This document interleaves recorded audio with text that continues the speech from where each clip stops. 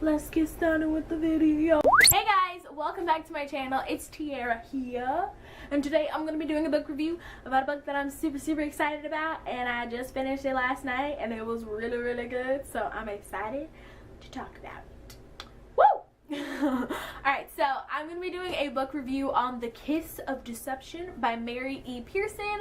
It is a kind of fantasy ish novel. It's not too fantasy, so if you're not super into fantasy novels, I think you'd really like this.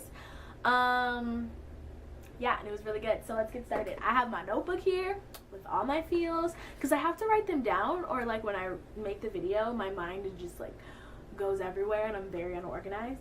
I'm that way anyway, but at least I'm trying. It's effort. So The Kiss of Deception by Mary E. Pearson. First, my overall thoughts. I really liked the book. It is so interesting and fascinating. I love the world that Pearson creates. I love the main character, and she's very good at the character development of everyone in the book. Like all the side characters, everyone has a very unique and different aspect to them that I really enjoyed. So yeah, overall I gave this book a 4.5 stars out of 5, but on Goodreads it never lets you do half stars. So on my Goodreads I think it either says 4 or 5 stars, but my true review is a 4.5 out of 5 stars. Whoa girl. And yeah, so let's just get into the summary of this book. So basically, let me read what I said. Alright, so we follow Princess Leah, and she is our main character and heroine, and she's super awesome, and she is the princess of a town, or like a land, called Morgan, and she is the first royal daughter, and that holds a lot of significance in this town because the way their lands were created, you know, they have like this whole mythology of everything. So the first daughter of each family is very important, kind of like in most royal families how the first son is important, because basically they'll be the future king. And though she's the first daughter, this doesn't mean that she's going to be ruling, but it is very important to the kind of religious and mythical aspect of this world. It's hard to explain, but yeah, so basically she's the first daughter, and we meet her on her wedding day, and she has been betrothed to a prince from a neighboring town because there is a big threat of war from another land of people, and so they decide to be allies to fight against them because they know together their army is unstoppable. So it's a political marriage, which sucks, and Princess Leah is not having it. She wants to be truly in love. She doesn't want to just be married in this like loveless marriage, and which I find completely reasonable. So she runs away on her wedding day with her handmaiden Pauline, and they go into a new town and try to start a new life. And while she's there, she is pretending to be this barmaid, and she meets 2 boys, and that is where this gets interesting. So she doesn't know who the 2 boys are. They introduce themselves as Caden and Rafe. And in this story, you get the point of view of Princess Leah, and then you get the point of view of the 2 boys.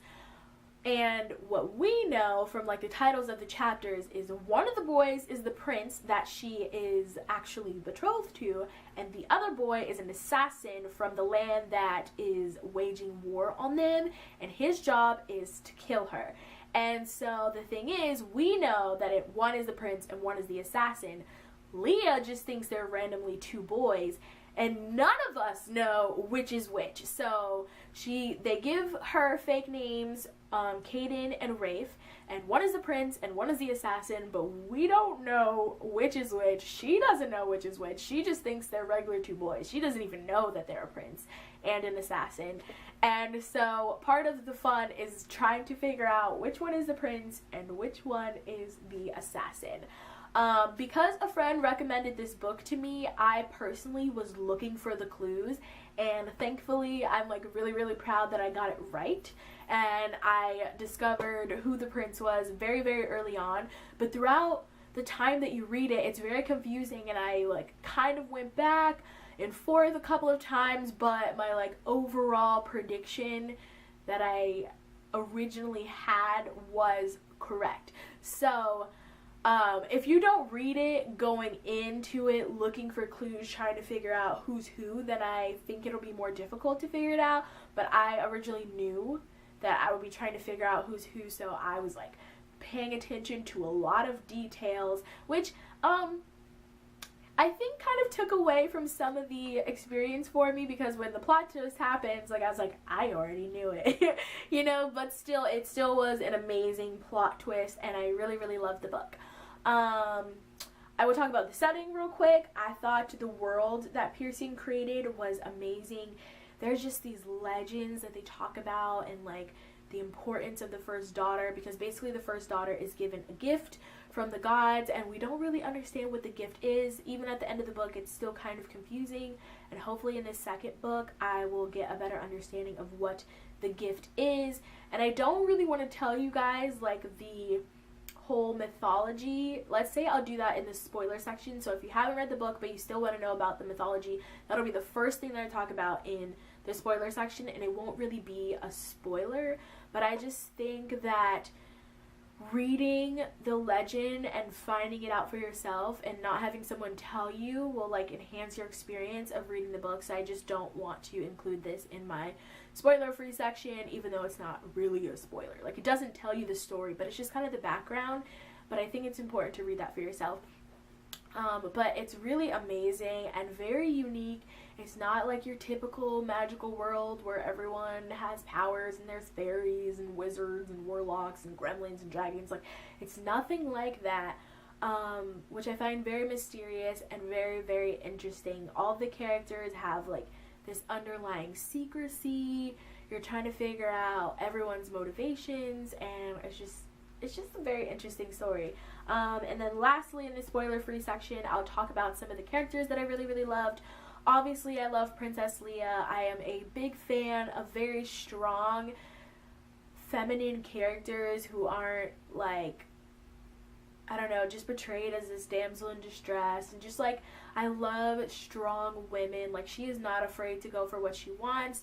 She doesn't want to be a royal. She's not afraid to work hard. And then when things go bad, she is not afraid to do what she has to do to succeed. And I just really, really love that thing about her. And then her handmaiden Pauline, I really, really like her. She's I always say really, really, I just think she's a good friend, and she is an amazing person. But the thing I don't like about her character is just that la la Lucy, I'm so in love kind of aspect. And she does have very strong moments about her, and she has a lot of courage, but I just wasn't super obsessed with her whole love story. And I think more of that will come into play later on in the story. Again, I don't want to give too much, not later on in the story, later on in the series when we read the second book, more of Pauline's character will come to play, and we'll see more facets of her character. But I just wasn't super obsessed with her love story. I just thought it was a bit pointless in a sense. But I get how Pauline's falling in love made Leah have that motivation to fight for true love and not just be in this arranged marriage. So I get the point, but I just wasn't obsessed with her love story. Second, we have Birdie, who is the woman that takes them in at the inn where, in their new life, where, you know, Leah and Pauline go to work. I think Birdie is an amazing, strong character. I'm very interested to find out, you know, her secrets, what happened in her life, her backstory, and the same with Gwyneth, who also works at the inn. I'm very interested in Gwyneth, and I will explain more in my spoiler section, but she is an interesting character, and I'm really trying to figure out her motivations and what she's all about, because she is suspicious to me. I'll be honest. Very suspicious. And then I think that's all I want to talk about. Oh, yeah. I think that's it. So let's move on to the spoiler section. And before we get to the real spoilers, I will give the explanation of the legend behind their land. So yeah.